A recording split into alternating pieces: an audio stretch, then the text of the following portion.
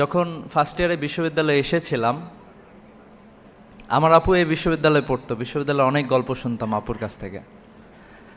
তো একটা সময় আমিও বিশ্ববিদ্যালয়ে এসে প্রথম বর্ষে ভর্তি হয়েছিলাম। আমরা যখন প্রথম বর্ষে ছিলাম তখন আমরা প্রথম দিনে যখন বিশ্ববিদ্যালয়ে হলে উঠেছি, হলে ওঠার পরে আমরা এমন এক বিশ্ববিদ্যালয় পেয়েছিলাম যে ওই দিনই গেস্ট রুম গণরুম ছিল ওই সময়টাতে, এবং আমাদেরকে নানা রকম নানাভাবে আর কি মানসিক টর্চার যেটাকে বলে, এটা বিশ্ববিদ্যালয়ে তখন কমন একটা ব্যাপার ছিল। তো আমাদেরকে মানসিক নির্যাতন করার পরে আমাদের হল থেকে বের করে দেওয়া হয়েছে রাত 12টার দিকে মনে হয়। বের করে দিয়ে বলা হয়েছে যে আজকে আর তোরা কেউ হলে ঢুকতে পারবি না, সারা রাত ক্যাম্পাসে ঘুরে বেড়াবি বিভিন্ন জায়গায়। আমরা যখন বের হইলাম, বের হওয়ার পরে অনেক জায়গায় ঘোরার পরে শহীদ মিনারে মনে পড়ে, শহীদ মিনারে গিয়ে যখন সবাই মিলে একসাথে বসলাম, এফরমান হলে ছিল আমার। তো বসার পরে ওইখানে সবাই খুব গালিগালাজ করতেছিল তৎকালীন ছাত্রলীগকে, যে আমরা এত কষ্ট করে বিশ্ববিদ্যালয়ে আসছি, একটা সিটের জন্য আমাদেরকে এরকম করবে। অনেকে গালিগালাজ করতেছিল। এরপরে কয়েক বছর পরে আমার দেখা সুযোগ হলো। এর মধ্যে আমার এক বন্ধু ছিল, যেহেতু একসাথে সবাই থাকতাম। তো একটা সময়ে আমরা যখন 4th ইয়ারে, তখন দেখলাম যে টিএসসিতে একটা ছেলেকে আর একটা ছেলে নির্যাতন করছে।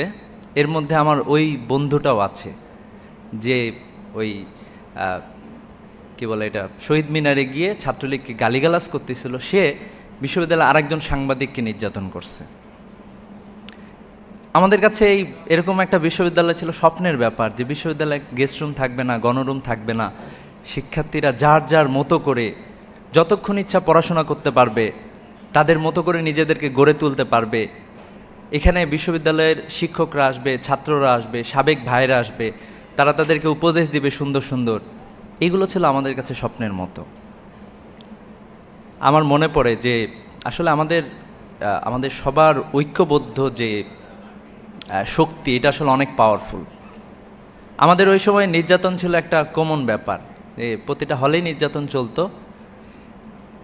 আমরা যখন 4th ইয়ারে, তখন শুধুমাত্র আমার ক্লাসেই, আমি যে বর্ষে ছিলাম, আমার ক্লাসে প্রায় 12 জন হল থেকে বিভিন্ন সময় নির্যাতিত হয়ে হল থেকে তাদেরকে বের হইতে হয়েছে।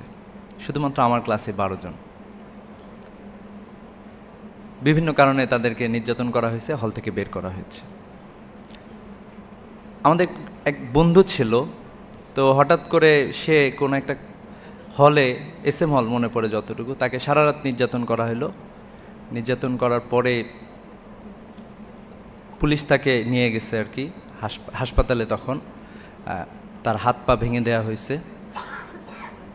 তো এই মুহূর্তে সে হঠাৎ করে কোন একজন পুলিশের নাম্বার নিয়ে আমার এক বান্ধবীর হাজব্যান্ড, সে আবার সাংবাদিক ছিল, তাকে ফোন করছে।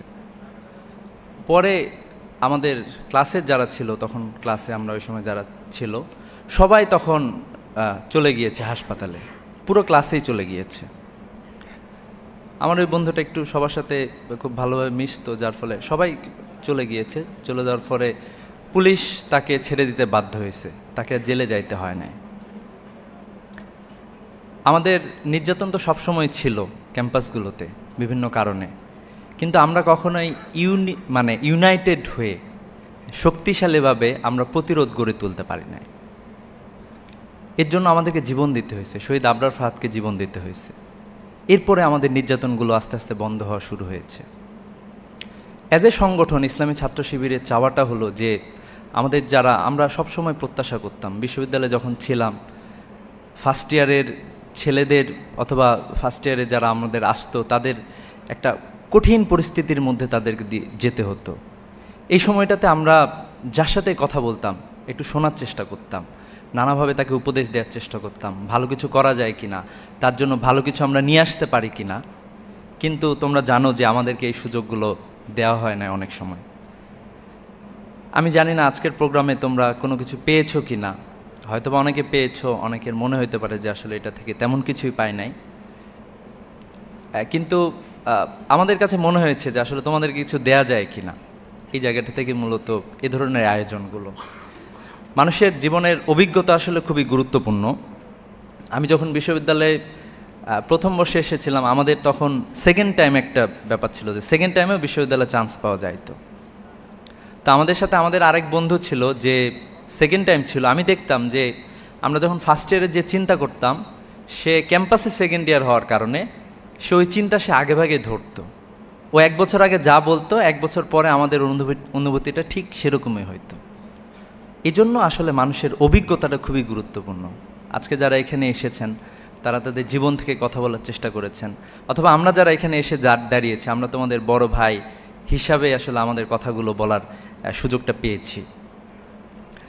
তো এই জায়গা থেকে আমি তোমাদেরকে বলবো যে আমাদের স্বল্প পরিসরে আয়োজন হয়তো আমরা এই কাজগুলো সবসময় করতাম, যে শিক্ষার্থী যাদেরকে পাই, যাদের সাথে আমাদের এক্সেস আছে, যাদের সাথে আমাদের বসার সুযোগ আছে, যখন আমাদের এই সুযোগটা আসছে যে তোমাদের সবাইকে নিয়ে একসাথে বসার, এই সুযোগটা আমরা কাজে লাগানোর চেষ্টা করছি। আমরা এটা বিশ্বাস করি যে একটা যদি সমৃদ্ধ বাংলাদেশ চায়, বাংলাদেশের সবচেয়ে বড় সম্ভাবনা হচ্ছে বাংলাদেশের তরুণরা। বাংলাদেশের যে তরুণ সমাজ আছে, বাংলাদেশের তরুণ তরুণীরা, এরাই হচ্ছে বাংলাদেশের সবচেয়ে বড় সম্ভাবনার জায়গা। কেন যেন আমরা দেখি যে আমাদের তরুণদেরকে খুব সুন্দরভাবে গড়ে ওঠার যে একটা পরিবেশ করে দেয়া দরকার, এটার আসলে সবসময় ঘাটতি আমরা দেখতে পেয়েছি। ওই যে শুরুতে বলতেছিলাম যে আমরা সুন্দর একটা ক্যাম্পাসের স্বপ্ন দেখতাম, যে ক্যাম্পাসে গেস্ট রুম গণরুম থাকবে না, যে ক্যাম্পাসে কেউ নির্যাতনের শিকার হবে না। এটা ছিল আমাদের জন্য একটা স্বপ্নের মতো। আমরা আসলে দেখলাম যে এই স্বপ্নটা বাস্তবায়ন হয়ে গিয়েছে। আমরা এরকম একটা ক্যাম্পাসে আমরা দেখতে পাচ্ছি, এখানে গেস্ট রুম নাই, নির্যাতন নাই, অন্যান্য বিষয়গুলো নাই। আমরা যখন বিশ্ববিদ্যালয়ে প্রথম বর্ষে আসছিলাম তখন আমাদের সিনিয়র ভাইরা বলতো, যদি তুমি 1 ঘন্টা পড়াশোনা করতে পারো, প্রতিদিন যদি 1 ঘন্টা পড়াশোনা করতে পারো, তাহলেই তুমি অনেক ভালো কিছু করবা। আমার মনে হইতো আর কি, ওই সময় আমরা বলছিলাম যে মাত্র 1 ঘন্টা, আমি তো 12-13 ঘন্টা করে অ্যাডমিশনের সময় পড়াশোনা করে বিশ্ববিদ্যালয়ে আসছি, আমি কেন পারবো না এটা। বিশ্ববিদ্যালয়ে দেখছিলাম যে আসলে সেই পরিবেশটা নাই। গেস্ট রুম গণরুম এই সব করতে করতে, মানে প্রোগ্রাম মিটিং মিছিল করতে করতে সব কিছু শেষ হয়ে যাইতো, অনেকে আর পারতো না। তো যাই হোক, এই জায়গাটা থেকে আমরা বের হয়ে এসেছি। তো তোমরা আসলে একটা ক্যাম্পাসে আসছো, আমি তোমাদেরকে এজন্য বলবো যে ঢাকা বিশ্ববিদ্যালয় খুবই গুরুত্বপূর্ণ একটা জায়গা।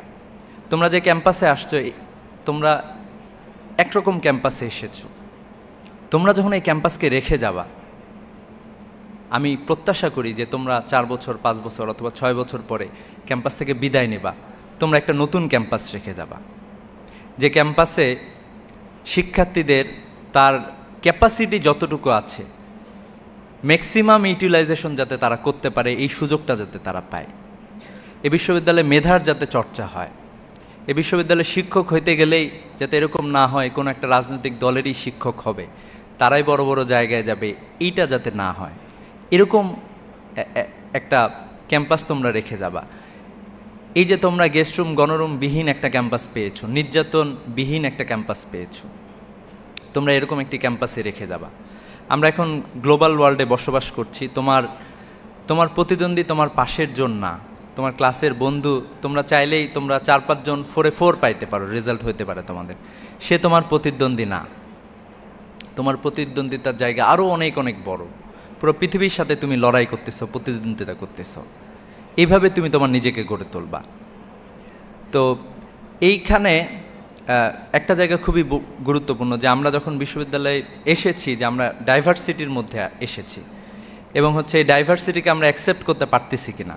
এখানে নানা ধরনের লোকজন থাকে, নানা মতের মানুষজন থাকে, নানা জায়গা থেকে আসা মানুষজন থাকে, সবাইকে অ্যাকসেপ্ট করাটা খুব বেশি জরুরি। আমাদের অনেক বেশি ডাইভার্সিফাইড নলেজ সম্পর্কে জানতে হয়, কিন্তু আমাদের যে ইন্ডিজিনাস অথবা আমাদের যে নিজস্ব যে কালচার আছে, এই কালচারটাকে ধরে রাখতে হয়। আমাদের কালচার এরকম না যে ইউরোপ আমেরিকার মতো, ওইরকম কালচার আসলে আমাদের না। তারা ব্যক্তি স্বাধীনতার কথা বলে তারা ব্যক্তিকে পরিবার থেকে আলাদা করে ফেলতেছে, ব্যক্তিকে সমাজ থেকে আলাদা করে ফেলতেছে, কিন্তু আমাদের সোসাইটিতে আসলে এরকম না। আমাদের নর্মস এবং ভ্যালুস আছে, যে নর্মস এবং ভ্যালুস আমাদেরকে সামনের দিকে এগিয়ে নিয়ে যায়, যেটা আমাদের বন্ডিংটাকে আরও বেশি স্ট্রং করে। আজকে তোমরা দেখবা যে ইউরোপ আমেরিকার লোকজন আফসোস করতেছে নানা জায়গায়, তারা পুরো পৃথিবীব্যাপী লড়াই সংগ্রাম লাগায় রাখছে। আজকে আমরা এখানে অনেক এক্সাম্পল শুনলাম, বড় বড় বিশ্ববিদ্যালয়ের গল্প শুনলাম। তো এই বিশ্ববিদ্যালয়গুলোই কী করছে? ওইখানে গবেষণা হয় কিভাবে আফ্রিকার দরিদ্রকে আরও বেশি বাড়ানো যায়, ওই দেশগুলোকে কিভাবে যুদ্ধের আরও বেশি যুদ্ধক্ষেত্র বানানো যায়, সিরিয়ায় যুদ্ধটা আরও কিভাবে দীর্ঘায়িত করা যাইতো, এই চেষ্টাগুলোই তারা করত। ওইখানে আয়ারে পড়াশোনা হয় যে কিভাবে আরও অস্ত্র বেশি বানানো যায় এবং আরও অস্ত্র বেশি বিক্রি করা যায়, পৃথিবীকে কিভাবে গণ্ডগোল লাগায় রাখা যায়। কিন্তু আমরা বলবো যে আমরা একটা নতুন বিশ্ব আমরা বিনির্মাণ করবো ইনশাল্লাহ। এই বিশ্ব বিনির্মাণের জন্য বাংলাদেশের এই তরুণদের গুরুত্ব খুবই অপরিসীম। তো এই জন্য আশা করছি যে তোমরা সেভাবে নিজেদেরকে প্রস্তুত করবা, তোমরা গড়ে উঠবা আগামীর বাংলাদেশ, আগামীর পৃথিবী আমরা তোমাদেরকে নিয়ে নেতৃত্ব দেব ইনশাল্লাহ। চেতনার জায়গাটা আমাদের জন্য খুবই গুরুত্বপূর্ণ। তোমরা দেখলা যে জুলাই আন্দোলন হয়ে গেল, একটা ছোট্ট বালকের যে চেতনা, শহীদ আনাসের যে চেতনা, আমি খুবই অবাক হই। এই চেতনা যদি আমাদের নেতৃবৃন্দের থাকতো তাহলে বাংলাদেশটা অন্যরকম বাংলাদেশ হয়ে যেত। তোমরা দেখবা যে শহীদ আনাস তার মাকে চিঠি লিখতেছিল, চিঠিটা খুব জনপ্রিয় হয়েছে বিভিন্ন জায়গায়। তো এই জায়গায় তো তোমরা দেখবা যে শহীদ আনাস তার মাকে লিখতেছিল যে মা আমি চলে যাচ্ছি, ঠিক আছে, আমি আর ঘরে বসে থাকতে পারলাম না, আমার ভাই আমার বোনরা সবাই মানে জীবন দিয়ে দিচ্ছে, রাস্তায় নামতেছে, আমাদের অধিকারের জন্য তারা লড়াই করতেছে, আমি ঘরে বসে থাকতে পারতেছি না। তো এই চেতনা যদি আমরা সবাই লালন করতে পারি, আমরা যদি সামনের দিকে আগায় যেতে পারি, আমি প্রত্যাশা করি যে আমরা এক নতুন বাংলাদেশ পাবো ইনশাল্লাহ। সে নতুন বাংলাদেশ তোমাদের সবাইকে নিয়ে আমরা সবাই মিলে নতুন বাংলাদেশ করব, সে প্রত্যাশা রেখে শেষ করছি। আসসালামু আলাইকুম রহমতুল্লাহ।